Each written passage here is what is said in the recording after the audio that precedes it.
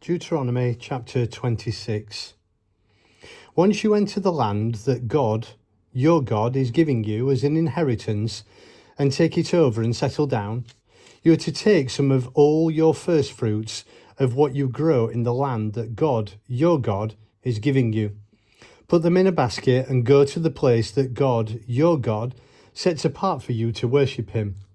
At that time, go to the priest who is there and say, I announce to God, your God, today that I have entered the land that God promised our ancestors, that he'd give to us. The priest will take the basket from you and place it on the altar of God, your God. And there, in the presence of God, your God, you will recite. A wandering Aramean was my father. He went down to Egypt and sojourned there. He and just a handful of his brothers at first, but soon they became a great nation, mighty and many. The Egyptians abused and battered us in a cruel and savage slavery. We cried out to God, the God of our fathers. He listened to our voice.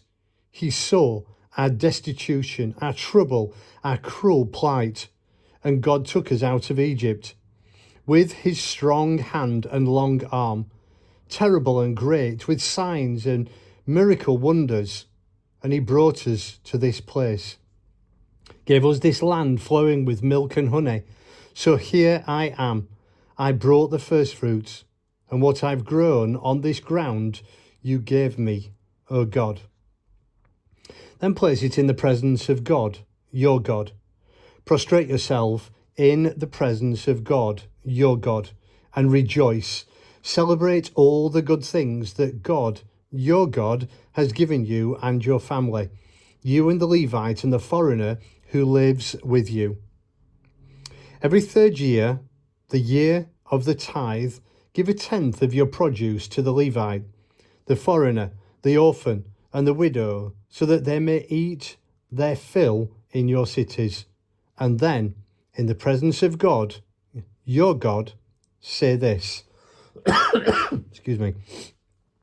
I have brought the sacred share. I have given it to the Levite, foreigner, orphan, and widow. What you commanded, I've done. I haven't detoured around your commands. I haven't forgotten a single one. I haven't eaten from the sacred share while mourning. I haven't removed any of it while ritually unclean. I haven't used it in funeral feasts. I have listened obediently to the voice of God, my God. I have lived the way you commanded me. Look down from your holy house in heaven. Bless your people Israel and the ground you gave us, just as you promised our ancestors you would, this land flowing with milk and honey. This very day, God, your God, commands you to follow these rules and regulations, to live them out with everything you have in you. You've renewed your vows today that God is your God, that you live the way he shows you. Do what he tells you in the rules, regulations, and commandments, and listen obediently to him.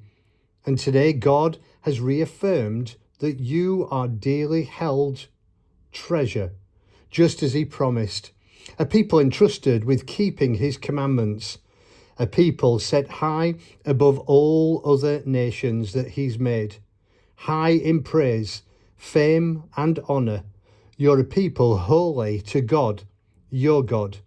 That's what he has promised.